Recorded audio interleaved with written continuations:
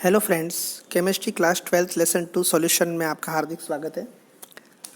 आज हम सबसे अंतिम हमारे कोर्स के हिसाब से सबसे जो लास्ट कोलिगेटिव प्रॉपर्टी है, परासरण दाब, ऑस्मोटिक प्रेशर, उसके बारे में हम विस्तार से अध्ययन करेंगे।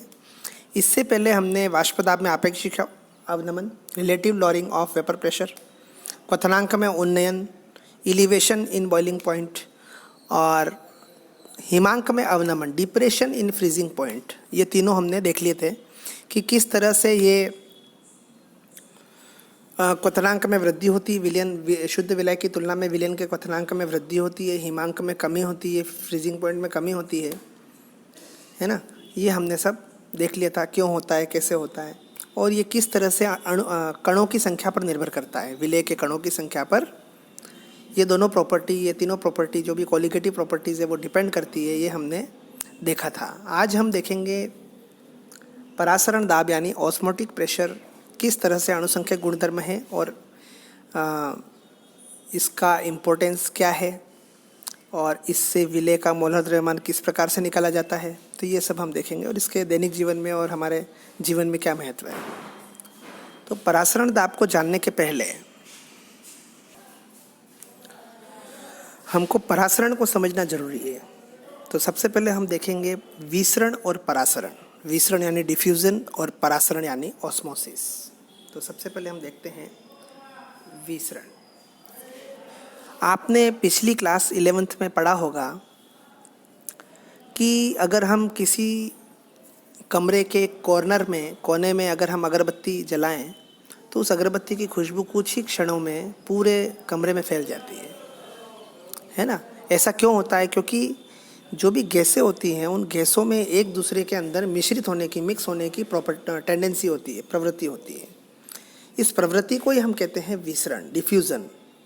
तो जिस प्रकार से गैसों में विसरण होता है उसी प्रकार से द्रवों में भी एक दूसरे के अंदर मिश्रित होने की प्रवृत्ति होती है। इसे द्रवों में विसरण कहते हैं। तो विसरण का मतलब है विलय का विलायक में और विलायक का विलय के अंदर मिश्रित होना, या फिर एक द्रव का दूसरे द्रव के अंदर मिश्रित होना, है ना। और इसका एग्जाम्पल हम यूँ समझ सकते हैं कि माना कि हम किसी जल से भरे कांच के पात्र में सांद्र केमिनोफोर की कुछ बूंदें डालें तो हम देखते हैं कुछ समय में पूरा विलयन बैंगनी रंग का हो जाता है। वो बैंगनी रंग सभी जगह एक समान रूप से फैल जाता है। ऐसा क्यों हुआ? क्योंकि दोनों द्रव एक दूसरे के अंदर मिश्रित हुए। इसको हम कहते हैं विसरण, है ना। तो अब विसरण की परिभाषा हम दे सकते हैं। इसे अगर हम शब्दों में बांधें तो किसी पदार्थ के अणुओं की उच्च सांद्रता वाले क्षेत्र से निम्न सांद्रता वाले क्षेत्र की ओर स्वतः गति, जिससे सर्वत्र एक समान सांद्रता हो जाए, इस इंसिडेंट को, इस घटना को हम विसरण कहते हैं, है ना। अब यहाँ पर पदार्थ के अणुओं की लिख रखा है। तो पदार्थ के अणु मतलब विलय के कण जो हैं वो उच्च सांद्रता से निम्न सांद्रता की ओर, और विलायक भी जहाँ पर ज़्यादा है वहाँ से कम है उस तरफ जाएगा, है ना। तो यहाँ पर विलय के कण भी गमन कर रहे हैं और विलायक के कण भी गमन कर रहे हैं, ठीक है। इसी घटना को हम कहते हैं विसरण। तो आपको विसरण यानी डिफ्यूजन समझ में आ गया होगा। अगर हम विसरण को और अच्छी तरीके से समझने की कोशिश करें तो एक और एग्जाम्पल मैं आपको बताता हूँ कि मैंने एक पात्र लिया, इसको दो भागों में बांट दिया। एक भाग में मैंने लिया विलयन ए और एक भाग में लिया मैंने विलयन बी, ठीक है। विलयन ए की सांद्रता कम है, विलयन बी की सांद्रता ज़्यादा है। सांद्रता का मतलब कॉन्सेंट्रेशन, कॉन्सेंट्रेशन का मतलब समझ गया आप। विलय के कणों की संख्या ए में कम है और विलय के कणों की संख्या बी में ज़्यादा है, ठीक है। अब हम क्या करते हैं, जिस माध्यम से दोनों एक दूसरे से जुड़े हुए थे वहाँ पर उसको हटाकर दोनों के बीच में जो था वहाँ पर हम लगा देते हैं पारगम्य झिल्ली। क्या लगा देते हैं? पारगम्य झिल्ली। पारगम्य झिल्ली का मतलब क्या है? परमिएबल मेम्ब्रेन, इंग्लिश में कहते हैं परमिएबल मेम्ब्रेन। परमिएबल मतलब कि विलय के कणों भी इधर से इधर जा सकते हैं और विलायक के कणों भी इधर से गुजर सकते हैं। मतलब विलय और विलायक दोनों के कण इस झिल्ली से गुजर सकते हैं, है ना। तो क्या होगा, इसकी सांद्रता कम है, इसकी सांद्रता ज़्यादा है, तो विलय के कण इधर से इधर आएंगे और विलायक के कण इधर से इधर जाएंगे। क्यों? क्योंकि इस झिल्ली से विलेय के कण भी गुजर सकते हैं और विलायक के कण भी गुजर सकते हैं, इसलिए इसे पारगम्य झिल्ली कहते हैं। कुछ देर बाद इस पूरे दोनों विलयनों की सांद्रता बिल्कुल सेम हो जाएगी, है ना। इस घटना को हम कहते हैं विसरण, जैसे कि अपन ने थोड़ी देर पहले पढ़ा था डिफ्यूज़न। तो डिफ्यूज़न के अंदर पारगम्य झिल्ली के माध्यम से विलेय के कण भी गुजरते हैं, विलायक के कण भी गुजर सकते हैं और कुछ समय बाद पूरे विलयन की कॉन्सेंट्रेशन एक जैसी हो जाती है। ठीक है, आपको विसरण समझ में आ गया। अब हम इसी डायग्राम से हम परासरण को समझेंगे। पहले मैं आपको परासरण की क्रिया समझाऊंगा तो आप खुद समझ लेंगे कि इसकी परिभाषा कैसे दी जाती है। अब परासरण को हम समझे इससे पहले आप वापस उस डायग्राम को देखिए।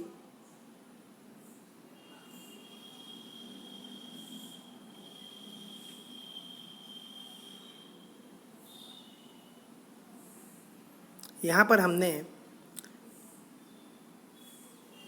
दो विलयन लिए, ए और बी, है ना। ए की सांद्रता कम है और बी की सांद्रता ज़्यादा है। ठीक है, अब इसके बीच में हमने पारगम्य झिल्ली की जगह लगाई अर्ध पारगम्य झिल्ली, सेमी परमिएबल मेम्ब्रेन। यह है सेमी परमिएबल मेम्ब्रेन। ठीक है, विसरण में हमने क्या लगाई थी? पारगम्य झिल्ली, जिससे विलेय के कण भी गुजर सकते थे और विलायक के कण भी गुजर सकते थे। अब हमने कौन सी झिल्ली लगाई है इन दोनों के बीच में? अर्ध पारगम्य झिल्ली, सेमी परमिएबल मेम्ब्रेन। इस सेमी परमिएबल मेम्ब्रेन से केवल विलायक के अणु गुजर सकते हैं, विलेय के अणु नहीं गुजर सकते। समझ रहे हो आप मैं क्या कहना चाह रहा हूँ? केवल विलायक के अणु गुजर सकते हैं, विलेय के अणु नहीं गुजर सकते। ठीक है, तो विलायक की मात्रा किस में ज़्यादा है? देखो, इसकी कॉन्सेंट्रेशन कम है तो यहाँ पर विलायक की मात्रा ज़्यादा है, और इसकी कॉन्सेंट्रेशन ज़्यादा है।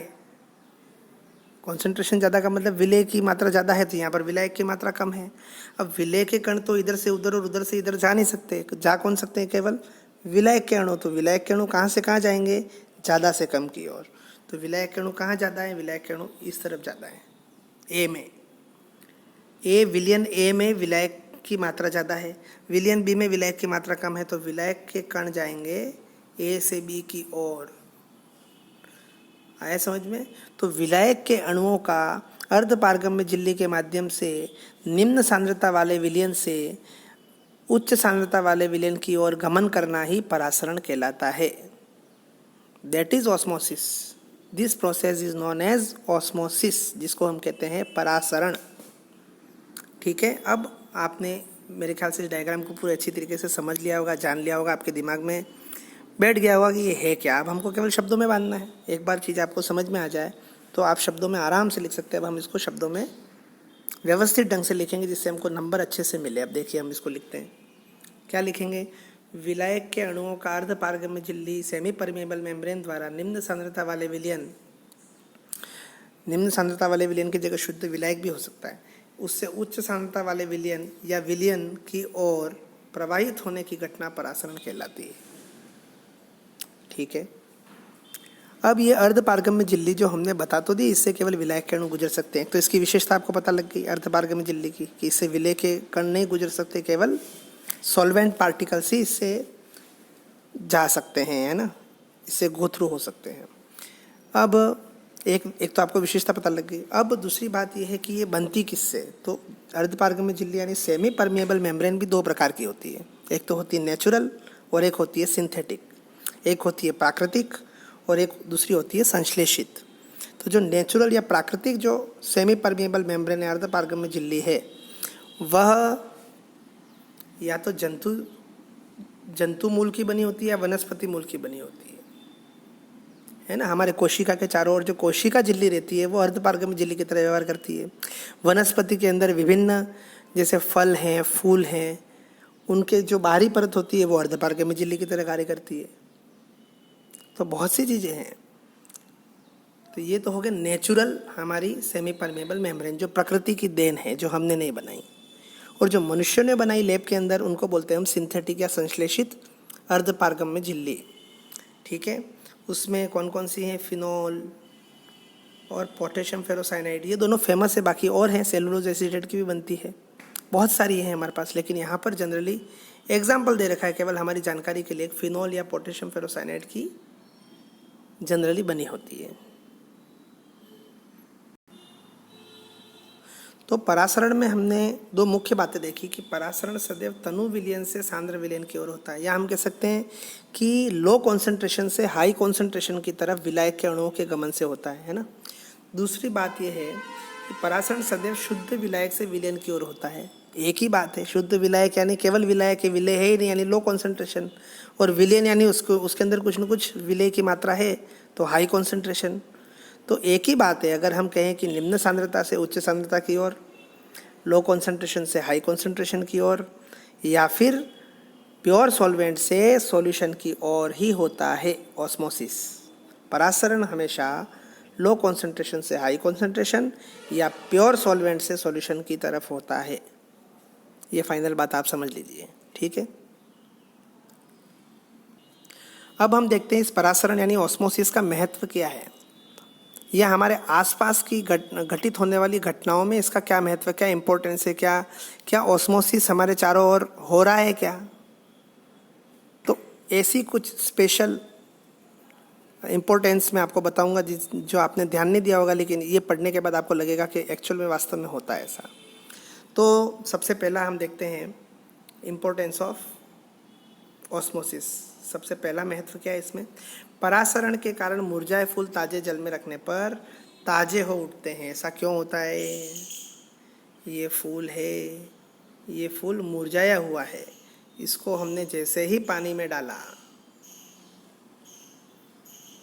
ठीक है, इसको हमने जैसे ही पानी में डाला तो हमने क्या देखा, हमने ये देखा कि ये पानी जो है वो प्योर सॉल्वेंट है। क्या है, प्योर सॉल्वेंट है, या हम कह सकते हैं इसकी कॉन्सेंट्रेशन कम है, ठीक है। फूल के अंदर जो पानी है वो सॉल्यूशन का काम, क्योंकि उसमें बहुत सारे दूसरे पदार्थ भी मिले हुए हैं, केवल जल तो है नहीं, तो इसकी कॉन्सेंट्रेशन है ज़्यादा, है ना। तो जल कहाँ से कहाँ जाएगा, विलायक कौन है, जल, जल जाएगा यहाँ इस शुद्ध विलायक से कहाँ जाएगा, इस फूल के अंदर जाएगा। तो फूल के अंदर जल की मात्रा बढ़ने से उसमें क्या आ जाएगा, उसके अंदर जैसे ही जल जाएगा तो उसकी पंखुड़ियाँ बिल्कुल खिल उठेंगी और मुरझाए फूल खिल उठेंगे। क्यों क्यों खिल उठते हैं, क्योंकि उनमें जल चला जाता है ना। फूल की जो ऊपरी परत है वो अर्धपारगम्य झिल्ली यानी सेमी परमिएबल मेम्ब्रेन की तरह काम करती है, और शुद्ध विलायक से जल की मात्रा फूल में जाने पर, पुष्प में जाने पर वह खिल उठते हैं। ये इनकी विशेषता है, ठीक है। चलो आगे देखते हैं। सेकंड एग्जाम्पल है आपका, नमकीन जल में रखने पर कोशिकाएं सिकुड़ जाती है। माना कि ये कोई कोशिका है, ठीक है, इसको हमने जल में रखा, नमकीन जल में रखा। नमकीन जल का मतलब ये है कि इसमें नमक की मात्रा ज़्यादा है ना, यानी जल की मात्रा कम है, नमक की मात्रा ज़्यादा यानी इसका कॉन्सेंट्रेशन ज़्यादा है, ठीक। और कोशिका के अंदर क्या है, कोशिका के अंदर जल की मात्रा ज़्यादा है यानी विलयन है, ये शुद्ध विलय, ये नमकीन जल क्या विलयन है, और इसके अंदर जल की मात्रा ज़्यादा है यानी ये हो गया शुद्ध विलायक। तो इसकी कॉन्सेंट्रेशन हो गई कम। कोशिका के अंदर जो लिक्विड है उसकी सांद्रता हो गई कम, और बाहर जो नमकीन जल है, अगर हम केवल शुद्ध जल बोलते तो बात अलग थी, हमने क्या बोला, नमकीन जल। तो नमकीन जल है तो क्या हो गया, नमकीन जल है इसका मतलब नमक की मात्रा ज़्यादा है, जल की मात्रा कम है, नमक की मात्रा ज़्यादा है, इसका मतलब सांद्रता बढ़ गई। और हम जानते हैं परासरण कहाँ से कहाँ होता है, परासरण होता है लो कॉन्सेंट्रेशन से हाई कॉन्सेंट्रेशन की तरफ। तो कोशिका के बाहर की जो झिल्ली है वो अर्धपारगम्य झिल्ली की तरह व्यवहार करती है। इस अर्धपारगम्य झिल्ली के माध्यम से विलायक के कण, विलायक कौन है, जल, तो जल कहाँ जाएगा, लो कॉन्सेंट्रेशन से हाई कॉन्सेंट्रेशन, निम्न सांद्रता से उच्च सांद्रता की तरफ। तो कोशिका से जल कहाँ जाएगा, बाहर चला जाएगा, और कोशिका से जल बाहर चला जाएगा तो कोशिका क्या हो जाएगी, सिकुड़ जाएगी, पतली हो जाएगी, सिकुड़ जाएगी, ठीक है। तो ये आपको रीज़न समझ में आ रहा है क्या, अच्छी तरह से आप इसको और एक बार सोचें और अच्छे से लर्न करें।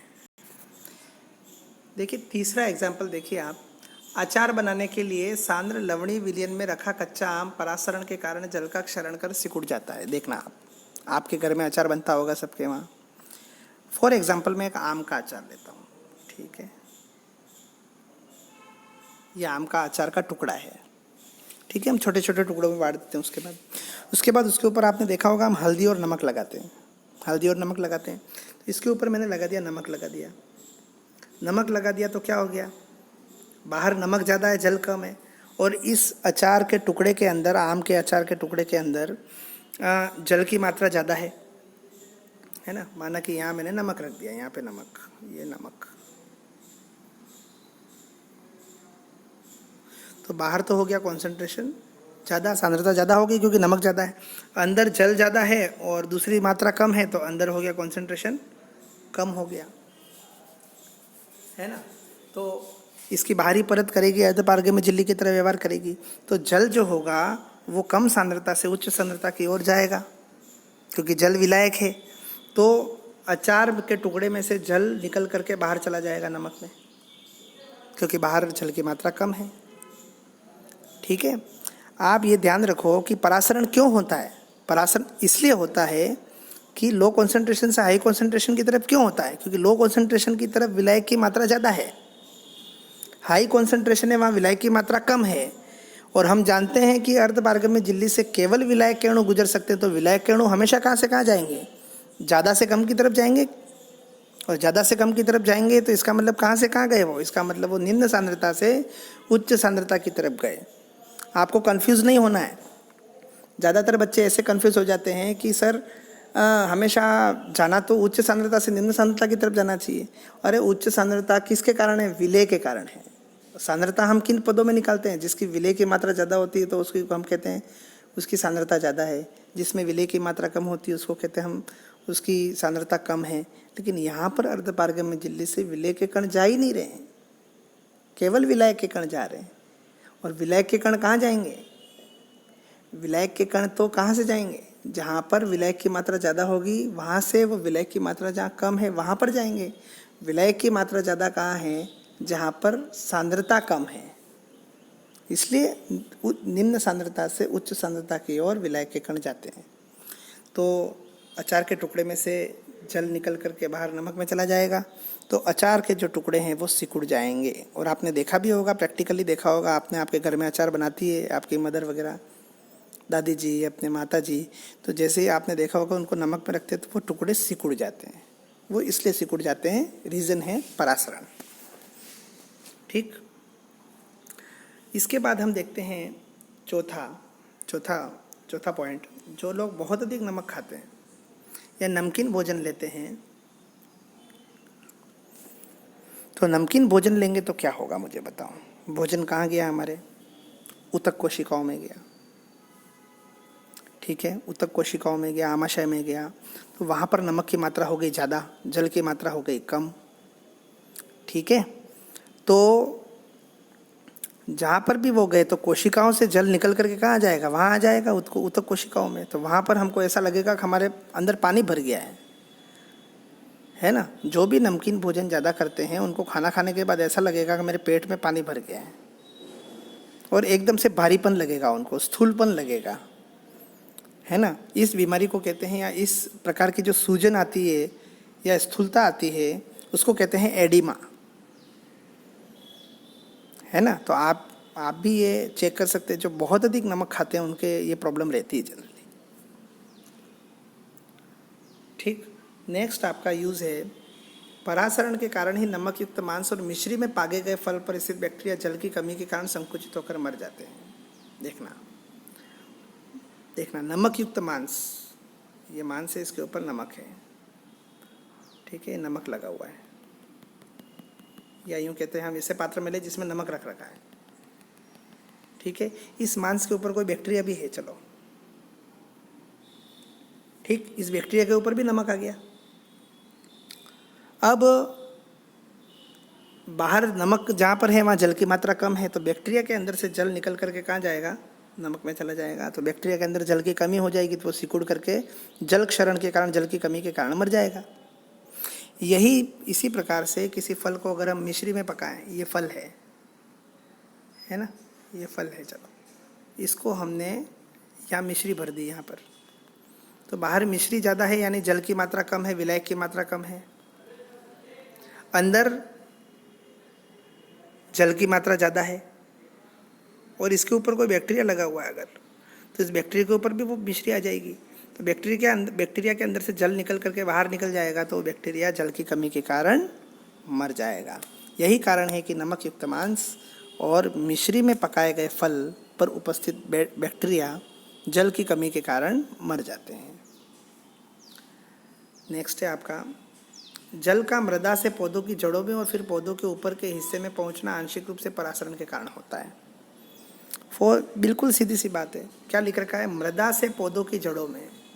तो मृदा के अंदर जल की मात्रा ज़्यादा है, पौधों की जड़ों में जल की मात्रा कम है, परासरण के कारण वो जड़ों में चले जाते हैं। फिर जड़ों में जाने से जड़ों में पानी की मात्रा ज़्यादा हो जाती है और ऊपर होगी पानी की मात्रा कम, तो वो नीचे से ऊपर की ओर गमन करेंगे, विलायक के कण। ठीक है, अगला देखते हैं अपन।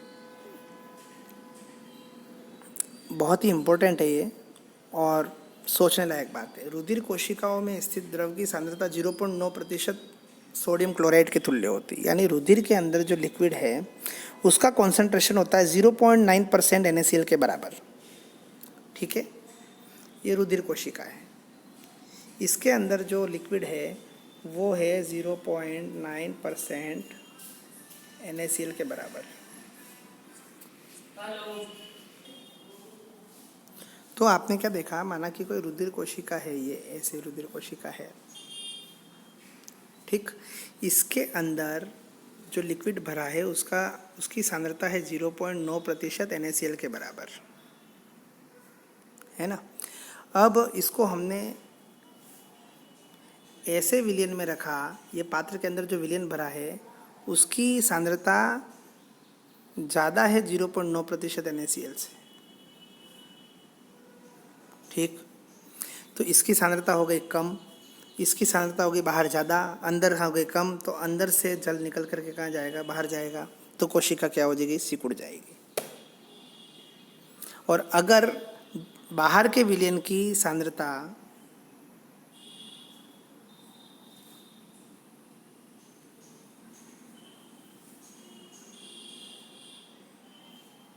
बाहर के विलयन की सांद्रता अंदर के विलयन की सांद्रता से कम हुई, है ना, तो अब उल्टा होगा, अब जल बाहर से अंदर की ओर जाएगा, तो कोशिका फूल जाएगी।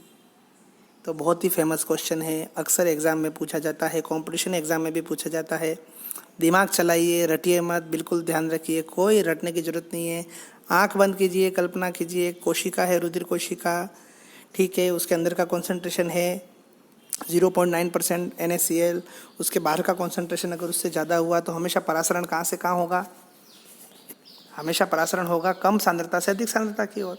तो अगर बाहर वाले की सांद्रता ज़्यादा हुई तो जल अंदर से निकल करके बाहर चला जाएगा, कोशिका सिकुड़ जाएगी। और अगर बाहर के विलयन की सांद्रता कम हुई और अंदर की ज़्यादा हुई तो बाहर का जल अंदर चला जाएगा, कोशिका फूल जाएगी। इसमें आपको बिल्कुल रट्टा मारने की जरूरत नहीं है, बिल्कुल आप मेरे ख्याल से आसानी से समझ गए होंगे। तो आप याद रखिए, आपको क्या याद रखना है? रुधिर कोशिकाओं में स्थित द्रव की सांद्रता 0.9% NaCl के तुल्य होती है। यदि हम कोशिकाओं को 0.9% से अधिक NaCl के विलयन में रखें तो वे सिकुड़ जाएगी, संकुचित हो जाएगी। इसी प्रकार इन्हें 0.9% से कम NaCl के विलयन में रखने पर वे फूल जाएंगे। तो आपको विसरण भी समझ में आ गया और परासरण भी समझ में आ गया, और परासरण के क्या उपयोग है अपने दैनिक जीवन में और अपने आसपास के जीवन में, आसपास के वातावरण में, ये भी आपने कुछ उदाहरण देख लिए। वैसे तो बहुत सारे एग्जाम्पल और भी हैं, है ना। आपने देखा होगा हम किशमिश डालते हैं, किशमिश फूल जाती है। क्यों फूल जाती है? परासरण के कारण। तो छोटे मोटे एग्जाम्पल जो आप अपने दैनिक जीवन में देखते हैं, आप और भी प्रयोग करके देख सकते हैं। आप ध्यान रखिए, देखो साइंस क्या सब्जेक्ट है, हमारे हर सेकंड, हमारे चारों ओर जो एक एक पल गुजर रहा है उसमें भी साइंस है। आपको महसूस करना पड़ेगा, महसूस नहीं करोगे तो आपको लगेगा नहीं कि हमने क्या सब्जेक्ट ली। उसी में केमिस्ट्री भी है, उसी में फिजिक्स भी है, उसी में मैथमेटिक्स भी है, उसी में बायोलॉजी भी है, सब कुछ है। यथा ब्रह्मांडे तथा शरीर है, जो ब्रह्मांड में है वही हमारे शरीर में है, हमारे आसपास जो हो रहा है वह सब उससे रिलेटेड है। तो आपने परासरण तक समझ लिया। अब हम उस परासरण दाब को समझने से पहले एक छोटा सा प्रयोग करते हैं। इससे हमको परासरण समझ में आ जाएगा, है ना। और एक सिंगल सॉल्यूशन का परासरण दाब कैसे निकालते हैं वो भी हमको समझ में आ जाएगा। इसमें फिजिक्स का नियम भी लगेगा। तो आप देखिए हम क्या करते हैं, थिसिल कीप लेते हैं। थिसिल कीप देखी होगी आपने, ये थिसिल कीप ऐसी होती है, ऐसे, ये ऐसे होती है, ठीक है ना, ये थिसिल कीप। इस थिसिल कीप को हमने क्या किया, ऊपर से इसको ढक दिया अर्ध पारगम्य झिल्ली से, सेमी परमिएबल मेम्ब्रेन से ढक दिया हमने, चिपका दिया इसको यहाँ पर। उसके बाद इसको उल्टा कर दिया हमने, क्या कर दिया, उल्टा कर दिया। उल्टा मतलब ये ऐसे, और इसके अंदर शर्करा का रंगीन विलयन भर दिया। ये रंगीन विलयन हमने यहाँ तक भर दिया, कहाँ तक, यहाँ तक भर दिया। और इसको जल से भरे पात्र में हमने लटका दिया उल्टा, बस ऐसा का। इस सिचुएशन में हमने जल से भरे पात्र में, जैसा कि चित्र में दिख रहा है वैसा हमने लटका दिया। हमको चित्र में दिखाई दे रहा है, ये हमने लटका दिया, ठीक है ना। तो पहले जो इसका यहाँ तक शर्करा, यहाँ का जो रंगीन विलयन था वो यहाँ तक भरा हुआ था, ठीक है। हमने इसको जल में लटकाया। अब क्या हुआ देखो आप, देखो आप, पहले यहाँ तक था, निशान यहाँ तक था शर्करा का विलयन। अब देखो बाहर कॉन्सेंट्रेशन कम है, बाहर तो शुद्ध विलायक है जल, और अंदर है विलयन, तो अंदर हो गया कॉन्सेंट्रेशन ज़्यादा, ठीक है। और ये है आपके अर्धपारगम्य झिल्ली, इसके माध्यम से जल जाएगा इसके अंदर, क्योंकि बाहर कॉन्सेंट्रेशन कम है, तो बाहर से जल कहाँ चला जाएगा, अंदर चला जाएगा, ठीक है।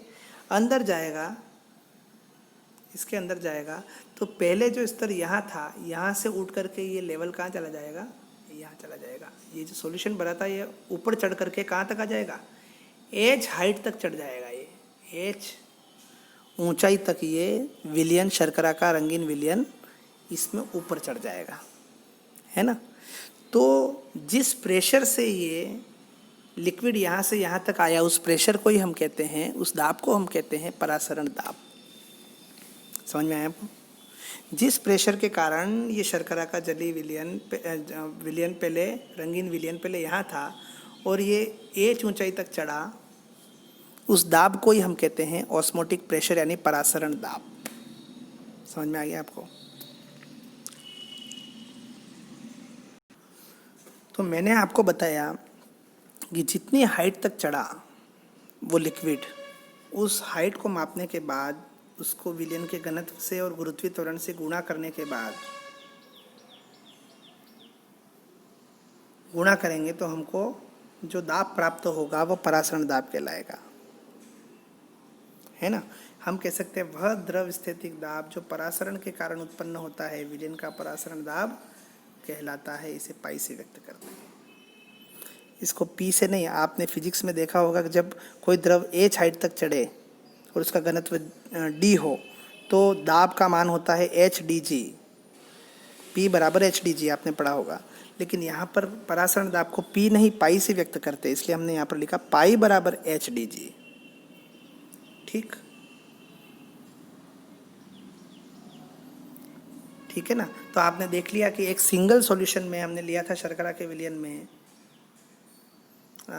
विलयन का तल एक निश्चित ऊंचाई पर पहुंचकर स्थिर हो जाता है, परासरण की क्रिया रुक जाती है। इस स्थिति में विलयन के कॉलम का द्रव स्थितिक दाब जल के प्रवेश के दाब के बराबर हो जाता है और इसे ही परासरण दाब कहते हैं। और कैसे निकालते हैं ये हमने बताया, है ना। अब दो सॉल्यूशन हमको दे रखे हैं, शुद्ध विलायक और विलयन। उस समय परासरण दाब कैसे निकालते हैं वो भी आप देख लीजिए। ये हमने सिंगल सॉल्यूशन लिया था और जल विलायक के रूप में लिया था, ठीक है।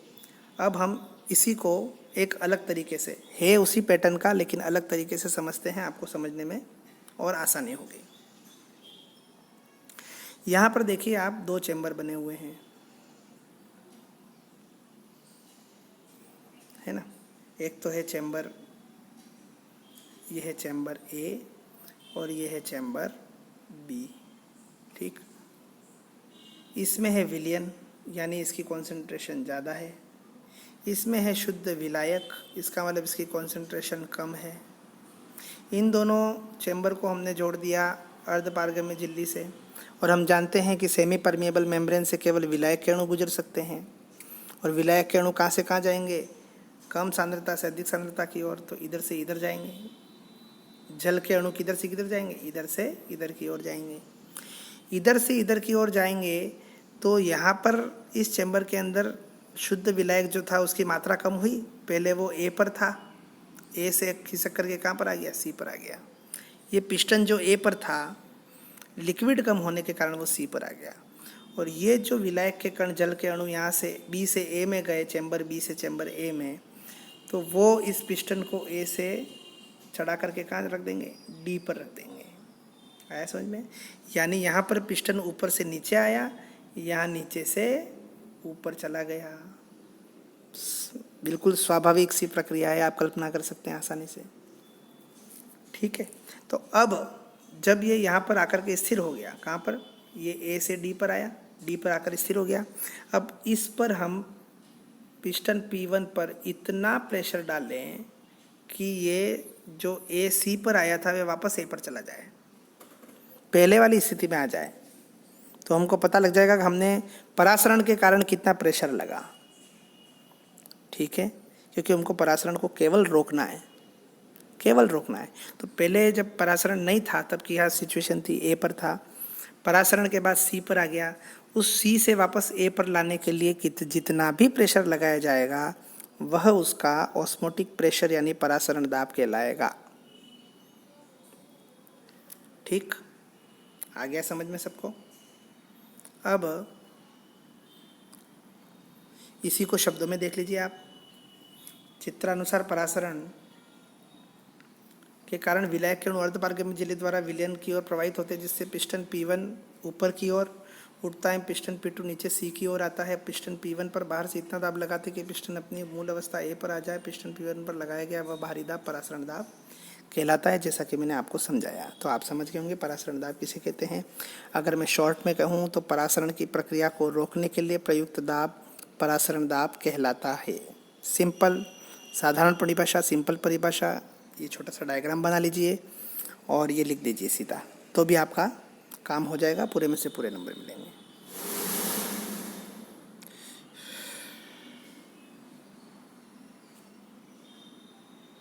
ठीक है, तो अब हम अगर परासरण दाब को की परिभाषा दे तो इस प्रकार से देंगे कि विलयन पर लगाया गया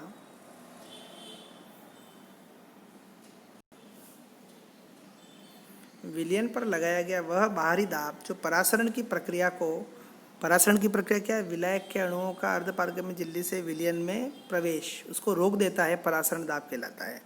यहाँ मैंने अर्थात करके जो लिखा है इसको आप हटा भी सकते हैं, यहाँ से सीधा लिख दो कि विलयन पर लगाया गया वह बाहरी दाब जो परासरण की प्रक्रिया को रोक देता है, परासरण दाब कहलाता है। तो आपकी शॉर्ट भी हो जाएगी।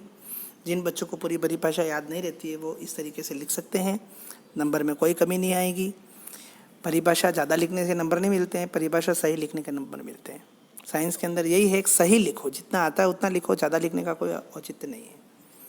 ठीक है, परासरण दाब का हमको सूत्र देना पड़ेगा। तो मैं आपको परासरण दाब का पहले सीधा सूत्र बता देता हूँ, उसके बाद आपको सीधा, आपने पढ़ा होगा PV बराबर nRT, आपने सूत्र पढ़ा होगा PV बराबर nRT। आदर्श गैस का सूत्र है, आदर्श गैस समीकरण है ना। तो इसमें आपने देखा होगा P बराबर क्या हो जाएगा, N/V RT। N क्या, मोलों की संख्या, V क्या, आयतन। तो मोलों की संख्या पर लीटर क्या हो जाएगा, मोलरता हो जाएगी। N/V को मैं क्या कह सकता हूँ, सांद्रता में व्यक्त कर सकता हूँ, P बराबर CRT। तो दाब बराबर किसके बराबर हो गया, CRT। यही सूत्र होता है अपने परासरण दाब का, है ना। तो आप कभी याद रखिए, कभी भी याद रखिए, परासरण दाब का सीधा सूत्र अगर याद करना हो आपको, बाकी सब भूल जाइए, ऊपर क्या लिखा है, सीधा P की जगह पाई और पाई बराबर CRT।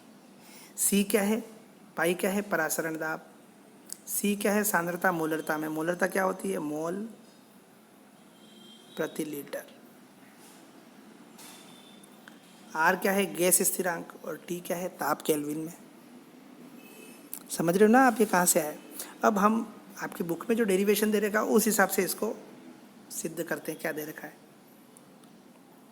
सिंपल है, pi is proportional to C जितना कॉन्सेंट्रेशन ज़्यादा होगा विलयन का उतना परासरण दाब ज़्यादा लगेगा। सीधी सी बात है, क्योंकि वो कॉन्सेंट्रेशन में डिफरेंस ज़्यादा हो जाएगा तो परासरण की प्रक्रिया बढ़ जाएगी, तो परासरण दाब ज़्यादा लगाना पड़ेगा। तो पाई समानुपाती सी होता है। परासरण दाब सांद्रता के समानुपाती होता है। सांद्रता जितनी ज़्यादा होगी परासरण दाब उतना ज़्यादा लगेगा। तो ये पहला आपका फॉर्मूला पाई समानुपाती सी, ये वान हाफ बॉयल नियम है। ठीक है, दूसरा नियम ये है पाई समानुपाती टी। जितना टेम्परेचर बढ़ाएंगे उतना प्रेशर ज़्यादा लगेगा। अगर कॉन्सेंट्रेशन बराबर है, कांस्टेंट है, मतलब स्थिर है, कॉन्सेंट्रेशन में हम बदलाव नहीं कर रहे हैं। एक सॉल्यूशन लिया हमने, दो सॉल्यूशन लिए जिनकी सांद्रता समान है, एक का टेम्परेचर ज़्यादा है दूसरे का टेम्परेचर कम है, तो जिस विलयन का टेम्परेचर ज़्यादा है उसका परासरण दाब ज़्यादा होगा। ये सब प्रैक्टिकल वैल्यू है। तो पाई समानुपाती टी, दोनों समीकरणों को अगर हम मिला लें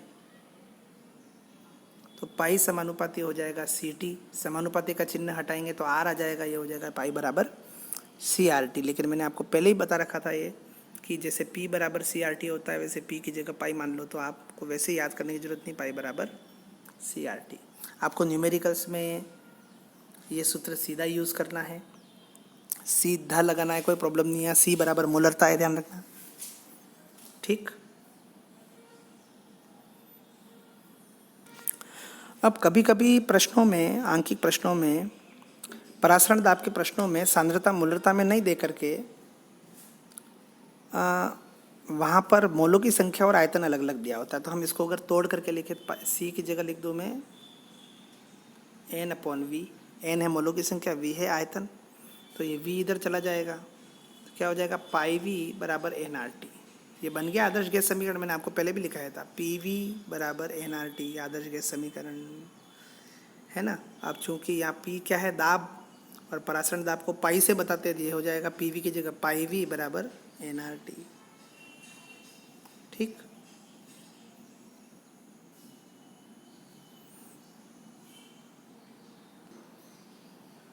अब आपने देखा कि पाई V बराबर NRT से क्या आया, पाई बराबर N/V RT। ठीक, अब यहाँ पर क्या है, RT/V को अलग लिख देते हैं। N क्या, मोलों की संख्या। मोलों की संख्या का सूत्र याद करो। किसी भी पदार्थ के मोलों की संख्या कैसे निकालते हैं, पदार्थ की मात्रा ग्राम में अपॉन उसका मोलर द्रव्यमान, या मतलब अणुभार। तो यहाँ पर क्या हो गया, पदार्थ की मात्रा ग्राम में हो गया WB, और MB क्या हो गया, उसका अणुभार या मोलर मास।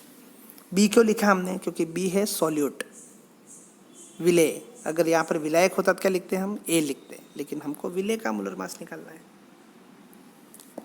तो यहाँ पर WB/MB हो जाएगा, हमको MB निकालना है। तो MB बराबर हो जाएगा WB/RT/पाई V। तो ये सूत्र ज़्यादातर इस सूत्र के आंकिक प्रश्नों में ये पूछा जाता है। परासरण दाब का मान दिया, जैसे WB दे रखा होगा हमको, विलेय की मात्रा दे रखी होगी, R हमको पता है, T दे रखा होगा हमको प्रश्न में, परासरण दाब भी दे रखा होगा और आयतन भी दे रखा होगा। हमको निकालना होगा विलेय का मोलर द्रव्यमान, कि विलेय का द्रव्यमान, मोलर द्रव्यमान निकालिए। और वो हम तभी कर सकते जब तक हम आंकिक प्रश्न करेंगे नहीं, तब तक हमको ऐसे प्रश्नों का नॉलेज नहीं होगा। अभी आप थ्योरी पढ़िए, जब आंकिक प्रश्न अपन करेंगे बहुत अच्छे से करेंगे, आपको बिल्कुल समझ में आएगा। केमिस्ट्री का एक ही तरीका है, इसको बार बार पढ़िए और अच्छे से पढ़िए, खुद के नोट्स बनाइए, किसी पर भरोसा मत कीजिए, है ना। तो अब आगे चलते हैं। सबसे इम्पोर्टेंट चीज़ कि इस क्वेश्चन में से क्वेश्चन इतनी बार पूछा गया है लेकिन बच्चे कंफ्यूज हो गए हमेशा। परासरण दाब विधि का प्रयोग प्रोटीन, बहुलक एवं अन्य वृहद अणुओं के अणुभार ज्ञात करने में किया जाता है। इसमें बहुलक शब्द आ रहा है, और बहुलक पार्ट आपके कोर्स में है, आपके कोर्स में है केमिस्ट्री सेकंड में, जो सेकंड वाली बुक है उसके अंदर बहुलक लेसन है ना।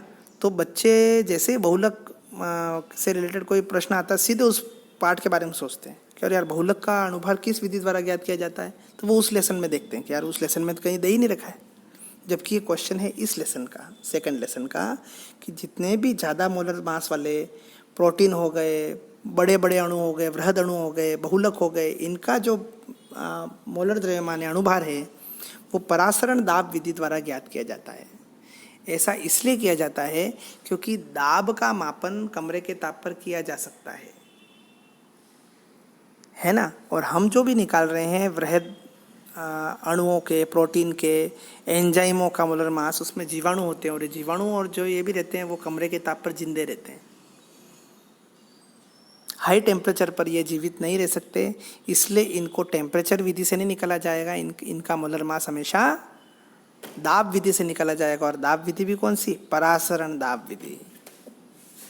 ठीक है, तो ये ध्यान रखिए आप, वृहद अणु, प्रोटीन और बहुलकों का अणुभार परासरण दाब विधि द्वारा ज्ञात किया जाता है। मोस्ट इंपोर्टेंट क्वेश्चन है और ये बोर्ड परीक्षा में आ चुका है, इसलिए इस पर आप विशेष ध्यान दीजिएगा। वैसे अपन जब भी इसके क्वेश्चन बनाएंगे तब बहुत अच्छे से करेंगे हर क्वेश्चन को।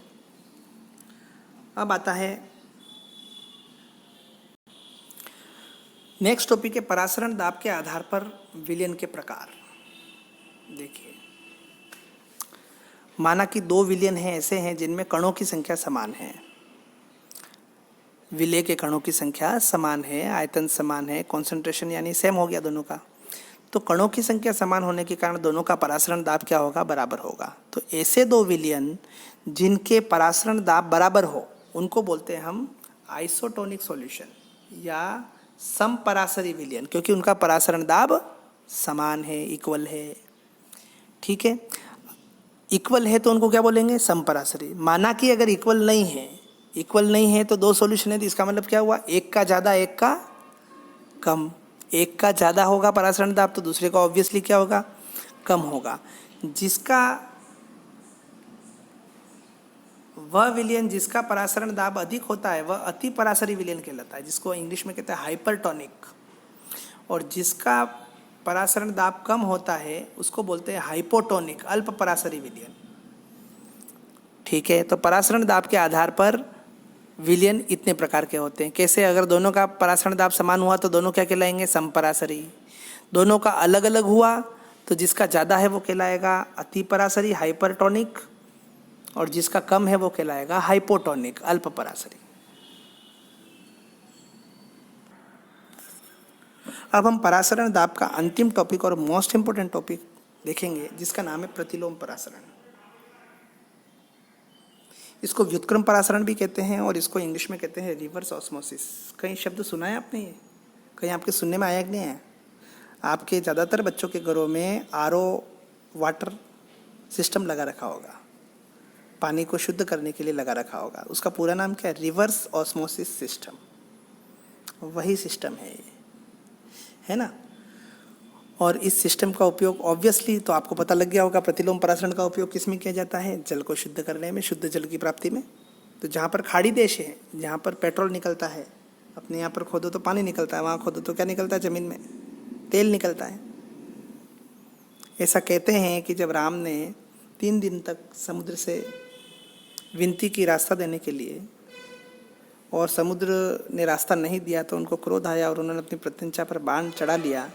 तब समुद्र देवता आए, हाथ जोड़ करके उनसे क्षमा मांगी, लेकिन नियम था पहले का, प्रत्यंचा पर चढ़ाया हुआ बाण वापस नहीं जाता है तरकश में, तो उन्होंने उसे पश्चिम दिशा में छोड़ दिया, जहाँ पर जमीन का सारा पानी सूख गया और वो तेल में बदल गया। ऐसा देखो, ऐसा कहते हैं, हुआ हो नहीं हुआ हो, लेकिन इस कहानी का अर्थ ये है कि ईश्वर के हाथ से निकला हुआ बाण, भगवान राम के हाथ से निकला हुआ बाण जल सुखा दिया, लेकिन वहाँ पर पेट्रोल आ गया। यानी लोगों का भलाई ही हुआ, किसी न किसी का बुरा नहीं हुआ। तो ईश्वर के हाथ से हमेशा भला होता है। हमको दिखता ऐसा है कि इसका बुरा हो रहा है, लेकिन होता भला है। तो रिवर्स ऑस्मोसिस सिस्टम में खाड़ी देशों में इस सिस्टम का यूज़ किया जाता है समुद्री जल को शुद्ध करके पेयजल में बनाने के लिए। तो ऐसा होता कैसे, इसका सिद्धांत क्या है ना, तो अपन देखेंगे, इसमें आपको समझ में आ जाएगा। पहले अपन इस प्रोसेस को देखते, फिर अपन इसको शब्दों में बांधेंगे, ठीक है ना। तो यहीं पर मैंने चैम्बर लिया, एक शुद्ध विलायक इस तरफ और इस तरफ है विलयन, ठीक है। ऑब्वियसली शुद्ध विलायक की कॉन्सेंट्रेशन कम है, इसकी कॉन्सेंट्रेशन ज़्यादा है। विलयन की कॉन्सेंट्रेशन ज़्यादा है, ठीक है। अब इनके बीच में मैंने लगा दी अर्धपारगम्य झिल्ली। अब परासरण के कारण क्या होगा, विलायक यानी जल के अणु कहाँ से कहाँ जाएंगे, इधर से इधर जाएंगे, इधर से लो कॉन्सेंट्रेशन से हाई कॉन्सेंट्रेशन की तरफ जाएंगे। ठीक, तो इधर जाएंगे तो क्या होगा, इधर का पिस्टन ऊपर उठेगा, ऊपर उठेगा तो हम प्रेशर लगाएंगे और इसको ऊपर जाने से रोक देंगे, है ना। माना कि ये लिक्विड इधर से इधर आया, पहले पिस्टन यहाँ था और बाद में यहाँ चला गया, ए पर था, सी पर चला गया, हमने प्रेशर डाला, वापस इसको ए पर ले आए, परासरण रुक गया। लेकिन अब हम यहाँ पर रुके नहीं, हमने इस प्रेशर को और बढ़ाया, इधर से और बढ़ाया, ये ए था, इसको साले को डी पे ले आए अपन, और प्रेशर दिया अपन ने। तो डी पर ले जाने से क्या होगा, बहुत ज़्यादा प्रेशर दिया, तो अब ये जल लवणीय जल से कहाँ, विलायक के अणु की तरफ चले जाएंगे, अब शुद्ध जल की तरफ चले जाएंगे। उल्टा प्रोसेस हो जाएगा क्योंकि हमने प्रेशर ज़्यादा बढ़ा दिया, है ना। तो अब ये विलायक के कण परासरण के विपरीत जा रहे हैं। परासरण में तो लो कॉन्सेंट्रेशन से हाई कॉन्सेंट्रेशन, लेकिन अब हमने प्रेशर इतना ज़्यादा बढ़ा दिया कि विलायक के कण यानी जल के अणु कहाँ से कहाँ जा रहे हैं, हाई कॉन्सेंट्रेशन से लो कॉन्सेंट्रेशन की तरफ जा रहे हैं, है ना। अब ये प्रक्रिया क्या है, परासरण के विपरीत है, इसलिए इसको बोलते हैं प्रतिलोम परासरण या व्युत्क्रम परासरण या रिवर्स ऑस्मोसिस, उल्टा ऑस्मोसिस का उल्टा। ठीक है, तो लवणीय जल में से शुद्ध जल निकल करके इधर आ गया, तो लवणीय जल के अंदर और लवणीय जल मिला दो और प्रेशर बढ़ाओ, ये प्रोसेस करते रहो आप, तो आपके जल इधर निकलता रहेगा, है ना। लेकिन प्रॉब्लम एक ही आती है, इसमें इतना प्रेशर लगाना पड़ता है कि ये अर्धपारगम्य झिल्ली है जो स्पेशल लेनी पड़ती है, फट नहीं जाए कहीं, है ना। तो थोड़ा सा इस बात का आपने को विशेष ध्यान रखना पड़ता है। अब अपन देखते हैं कि होता कैसे, इसको शब्दों में बांध लें अपन। हम जानते हैं कि परासरण की प्रक्रिया में विलायक के अणु अर्धपारगम्य झिल्ली के माध्यम से शुद्ध विलायक से विलयन की ओर गमन करते हैं। परासरण की इस प्रक्रिया को रोकने के लिए विलयन पर लगाया गया दाब परासरण दाब कहलाता है। ठीक है, ये परिभाषा आपके परासरण दाब की भी हो गई, बहुत अच्छी परिभाषा दे रही है, ये भी लिख सकते हो। अब अगर विलयन पर परासरण दाब से भी ज़्यादा दाब लगाया जाए तो विलायक के अणु अर्धपारगम्य झिल्ली द्वारा विलयन से शुद्ध विलायक की ओर गमन करेंगे, यानी उच्च सांद्रता से उल्टा, परासरण का उल्टा, उच्च सांद्रता से निम्न सांद्रता की ओर गमन करते हैं। चूंकि यह प्रक्रिया परासरण के विपरीत है, अतः इसे प्रतिलोम परासरण या व्युत्क्रम परासरण कहा जाता है। इसका उपयोग लवणीय जल का कठोर जल को शुद्ध करने में किया जाता है। अब ध्यान क्या रखना है, लवणीय जल पर पिस्टन द्वारा जब परासरण दाब से अधिक दाब लगाया जाता है तो शुद्ध जल अर्धपारगम्य झिल्ली के माध्यम से लवणीय जल में से निष्कासित हो जाता है। इस प्रक्रिया में बहुत अधिक दाब लगाना पड़ता है, इसलिए उपयुक्त अर्धपारगम्य झिल्ली सेलुलोज एसीटेट की बनी हुई लेनी पड़ती है, क्योंकि ये इतना प्रेशर सहन कर सकती है, अन्य झिल्लियाँ फट सकती है। तो ये आपका प्रतिलोम परासरण कंप्लीट हो गया। मेरे ख्याल से आपको आज का परासरण का टॉपिक समझ में आया होगा। हमने अणुसंख्यक गुणधर्म, कोलिगेटिव प्रॉपर्टी से रिलेटेड क्वेश्चन एक भी नहीं किए हैं। हम अगले 2 वीडियो के बाद हम क्वेश्चन शुरू करेंगे और पूरा पढ़ लेंगे। आपको बाद में पता लगेगा कि मैंने क्वेश्चन क्यों नहीं करा है, आपको बाद में पता लगेगा, है ना। आगे के 2 टॉपिक बहुत इंटरेस्टिंग आ रहे हैं, आप उन्हें कीजिए आराम से। नहीं समझ में आ रहा है आप मुझे ऑनलाइन पूछिए, अपने कमेंट बॉक्स में डालिए कि मुझे सर हमको ये दिक्कत आ रही है ना। मैं भी सीख रहा हूँ, जीवन में हमेशा सीखते रहिए। और केमिस्ट्री का मैंने आपको एक ही फॉर्मूला बताया, कोई शॉर्टकट नहीं है, आपको इसके लिए जुनून पैदा करना पड़ेगा, इसी को पढ़ना पड़ेगा, बार बार पढ़ना पड़ेगा, इससे दोस्ती करनी पड़ेगी, तभी आपको समझ में आएगी। बाकी आप अगर टाइम पास के रूप में अगर केमिस्ट्री पढ़ रहे हैं तो कृपया करके छोड़ दें, दूसरी सब्जेक्ट ले लें, बेहतर है आप उसमें कुछ कर पाएंगे। बाकी इसको पढ़ना है तो इससे तो आपको दोस्ती करनी ही पड़ेगी, इसमें इंटरेस्ट लेना पड़ेगा। तो आपको बहुत बहुत धन्यवाद। इससे रिलेटेड अगर आपके कोई जितने भी अभी जो वीडियो बन रहे हैं, जैसे ही मुझे समय मिलेगा तो मैं इनसे रिलेटेड इसके नीचे लिंक में, नीचे अपने डिस्क्रिप्शन में लिंक डाल दूंगा, जिससे आप इससे रिलेटेड ऑब्जेक्टिव क्वेश्चन कर सकते हैं। तो फिलहाल मेरे पास समय की कमी है इसलिए, लेकिन कुछ समय बाद में सभी वीडियो के डिस्क्रिप्शन बॉक्स में नीचे लिंक अवश्य दूंगा। आपको जब भी समय मिले आप देखिए, तो उस लिंक से आप अवश्य इम्पोर्टेंट क्वेश्चन ज़रूर करिएगा। धन्यवाद।